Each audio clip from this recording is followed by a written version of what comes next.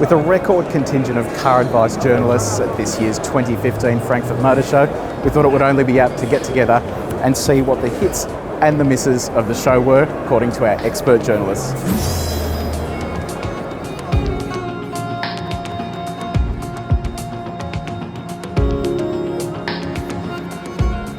So aside from the two guys that we're missing, Tim and Trent, they're off actually doing work while we're sitting lounging at the Jag stand. Let's run through our hits and misses. For me, the hit is the Jaguar F-Pace. It is a stunning car, and I think it will sell in huge numbers. The miss for me was a disgraceful looking Range Rover Sport Ute, which worked well for the Australian market, except it looks totally ugly. And I think the best concept car for me was that Porsche, whatever it's called, concept, which really just shows where they're going in the future with all their cars. What about you, Mike? I think the best production car's the Renault Megane, the new Renault Megane hatch. Yeah, it's really easy to make a supercar or a luxury car look great, but to make a mainstream everyday golf rival look that good is really impressive. I think the Porsche Mission E is probably the best concept of the show. 500k range, good looks, future for Porsche, and it kind of shows that the Volkswagen Group is afraid of Tesla. I mean, it's just a Tesla Model S rival if ever there was one. And the biggest letdown of the show, definitely the Prius, the new Toyota Prius. I mean, the Prius has never been a style icon, but this one just takes ugly to whole new levels, doesn't it? Like a drop pie. Oh. Matty, what are your thoughts, mate? Well, my favourite was the F-Pace. Good choice. I think it is one of the best SUVs I've ever seen in terms of how it looks. It's a stunner. What isn't a good-looking SUV in my mind is the Bentley Bentayga. So true. I think the proportions are a bit muddled. It looks a bit droopy, and it also looks a bit sad. It makes me feel a bit sad. Okay, mate, favourite concept car? Well, keeping on the SUV theme is the Mazda Kuru, which is a CX-4, I think. A coupe-style CX-5, and if it comes to production, it's going to be a stunner. But SUVs don't do well for Mazda, so I don't know why they're bothering with that. Yeah, they shouldn't even worry about it. Well, I kind of have to agree with Mike there. I think the Prius is the ugliest thing I've seen for quite some time. I think Since you looked in the mirror. Yeah, I think Toyota's tried to make something look futuristic and completely failed. It just looks odd. It looks out of almost too future. Yeah, it's like we're not there yet. I don't know what they were thinking. I think both Toyota and Lexus to an extent need to really rethink their design, and the Prius is the showcase of why. Now on the hit side, I'm a really big fan of the Alfa Romeo Giulia Quadrifoglio, I think is how you say it. Or QV is much easier, but they don't want to call it that anymore. They've dropped the V. Look, it's great. I think the power that they get out of that thing, it'll do 0 to 100 in 3.9 seconds and laps the Nürburgring in 9 seconds faster than a BMW M4, which that's mind-blowing. That's and the really brakes, impressive. They're like a dinner plate. Well, I gotta say, it's 95,000 euros for the one you're talking about with the ceramic brakes and the carbon seats. That's really expensive. That's like 200 grand. But I think the one we'll get in Australia will be about M4 money, M3 money, so it'll be good.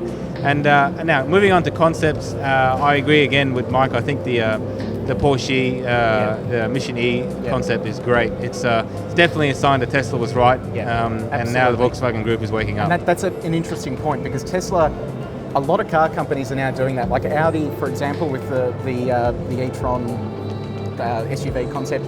It's all moving towards electrification, and now that Porsche's hopped on board as well, Tesla's laughing all the way to the bank, but it also means they need to hurry up with that Roadster. Yeah, they do. Having just chatted to Tesla about that, actually, I think it's they're planning on staying well ahead of the Volkswagen Group, so it'll be interesting to see how that works out. Excellent.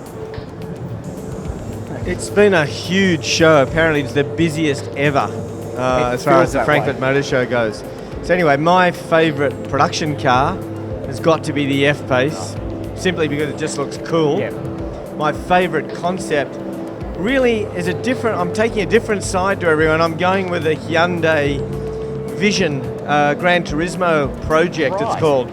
because they're moving really fast as a company, but they're moving even faster towards this N performance brand, and that's a window into the future of the N performance brand. And I think that's really brave for a company, for a Korean company to be doing Absolutely. that. And it's pretty full on, that car. It's tucked away in the back down there, but it's a really full on car. My miss of the show has got to be that Bentley Bottega, mainly because it's so crass and it's made specifically, as far as I'm concerned, for the Chinese businessman. That's a fail. Now, wasn't it interesting when that car was being driven around as a spy photo car?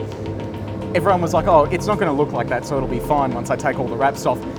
And then they took the wraps off and it's like, it actually looks exactly like the that. same as and that. that's not a good thing. Yeah, and I don't think that's befitting Bentley as a brand, you know, Doesn't feel with right. such a marvellous heritage. And Teagues, what about? Oh, this has been so hard. As you said, this show is absolutely massive. I have to say, favourite production car, the Mercedes AMG S63 Cabriolet. I just saw that and it was just a bit of an exciting moment for me.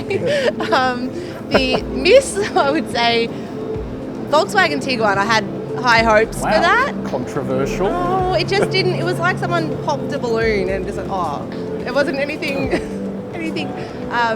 overly exciting about it. Is that the expected definition? a bit more? But is that the definition of like Audi cars now? Like you look at the Q7, it's quite conservative, and when they release these new models, you're like, oh, okay.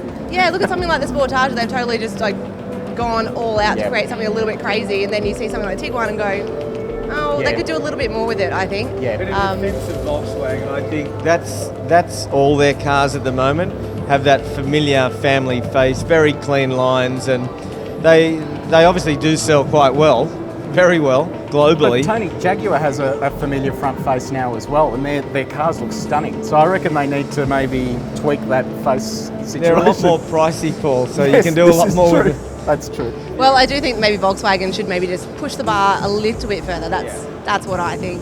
And concept, I think still in the SUV vein, the Nissan Grips. I thought was pretty cool, okay, funky that's little a good thing, one. and anything's cooler if you add a Z to the end of the name. Yeah. So I've heard. yeah, that's there is still plenty more to see though.